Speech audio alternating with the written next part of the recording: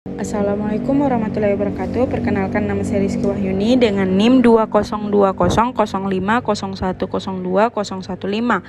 Perbankan Syariah kelas A. Tujuan dari video ini untuk memenuhi ujian akhir semester pada mata kuliah analisis laporan keuangan dengan dosen pengampu Muhammad Imran SE MAK.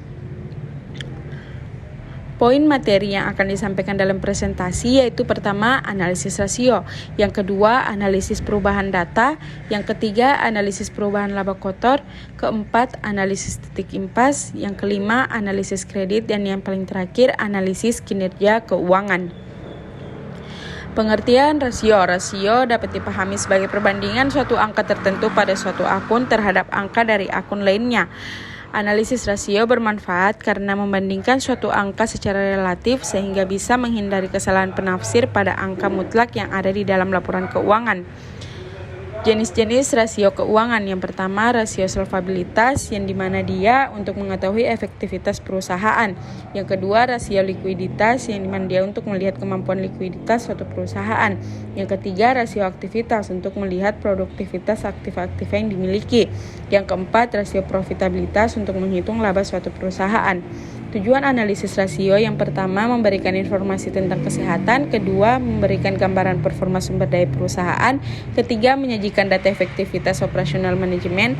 Keempat, menunjukkan efektivitas strategi perusahaan atau bisnis. Yang kelima, menampilkan data untuk pertimbangan besaran pajak. Keenam, menjadi bahan referensi. Dan yang terakhir, menjadi bahan evaluasi.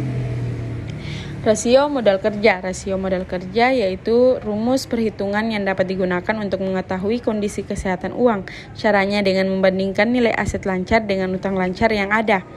Komponen rasio modal kerja yaitu ada aset lancar, yang dimana aset berwujud dan tidak berwujud yang dapat diubah menjadi uang tunai dalam waktu yang singkat, yakni kurang dari 1 tahun.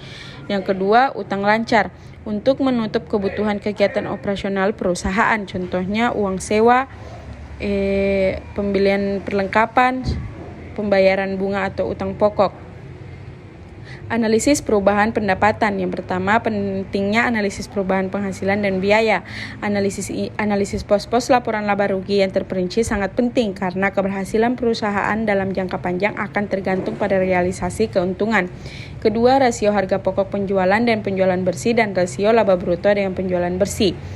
Rasio harga pokok penjualan dan penjualan bersih dihitung dengan membagi harga pokok penjualan dengan penjualan bersih, yang dimana rasio ini mencerminkan persentase dari penjualan bersih yang diserap untuk ongkos barang jadi yang kemudian dijual.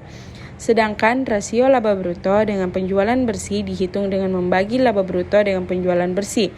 Nah, dengan rasio ini dapat juga dihitung dengan mengurangkan rasio harga pokok penjualan dengan penjualan bersih dari angka 100%. C. Laporan perubahan laba bruto, yang dimana dalam suatu perusahaan memproduksi dan menjual satu macam produk atau barang. Laporan perubahan laba bruto menunjukkan pengaruh perubahan dalam volume penjualan, perubahan dalam harga jual, dan perubahan dalam harga pokok barang yang diproduksi dan dijual. Hubungan biaya usaha dengan penjualan neto, yaitu antara biaya usaha dengan volume penjualan terdapat hubungan yang penting. Yang kedua, analisis masing-masing pos biaya usaha dalam hubungannya dengan volume penjualan bertujuan untuk mengetahui kemampuan manajemen dalam mengendalikan biaya sehubungan dengan perubahan volume berjualan. Yang ketiga, analisis perubahan laba kotor. Laba kotor adalah laba yang diperoleh dari hasil penjualan bersih dikurangi dengan harga pokok penjualan atau HPP. Laba dapat menjadi ukuran bagi kinerja dan keberhasilan perusahaan. Laba bukan saja penting untuk penentuan prestasi perusahaan, tetapi penting juga sebagai informasi bagi pembagian laba dan penentuan kebijakan investasi. Laba kotor merupakan selisih antara penjualan bersih dengan harga pokok penjualan. Faktor-faktor yang mempengaruhi laba kotor itu ada dua, yaitu ada faktor penjualan dan ada faktor harga pokok penjualan. Perubahan laba kotor. Perubahan laba adalah peningkatan dan penurunan laba yang diperoleh perusahaan dibandingkan dengan tahun sebelumnya. Perbandingan yang tepat atas pendapatan dan biaya tergambar dalam laporan laba rugi.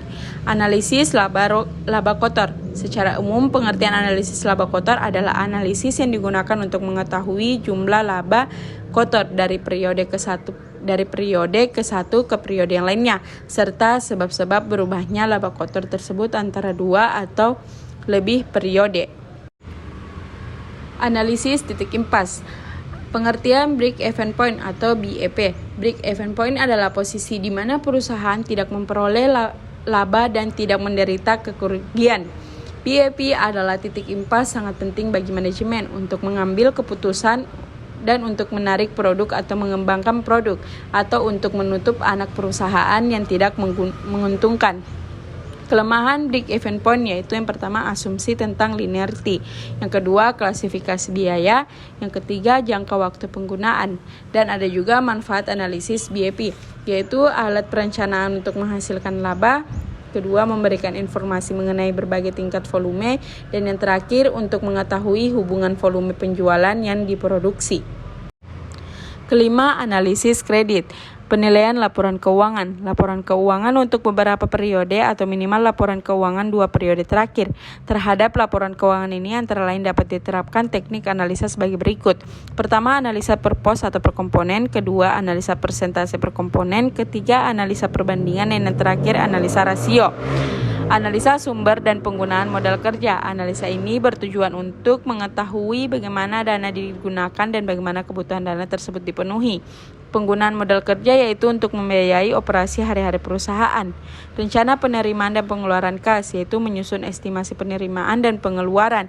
Kedua, menyusun perkiraan atau estimasi kebutuhan dana. Ketiga, menyusun kembali estimasi keseluruhan. Analisis kinerja keuangan. Kinerja keuangan merupakan gambaran dari pencapaian keberhasilan perusahaan, dapat diartikan sebagai hasil yang telah dicapai atas berbagai aktivitas yang telah dilakukan. Kinerja keuangan adalah suatu analisis yang dilakukan untuk melihat sejauh mana suatu perusahaan telah melaksanakan dengan menggunakan aturan-aturan pelaksanaan keuangan secara baik dan benar. Tujuan pengukuran kinerja keuangan yaitu mengetahui tingkat likuiditas, mengetahui tingkat solvabilitas, mengetahui tingkat profitabilitas atau rentabilitas, dan yang terakhir mengetahui tingkat stabilitas. Analisis rasio keuangan merupakan salah satu cara untuk menilai kinerja perusahaan di masa lalu dan di masa sekarang. Sekian dan terima kasih. Wabillahi taufiq wal hidayah. Wassalamualaikum warahmatullahi wabarakatuh.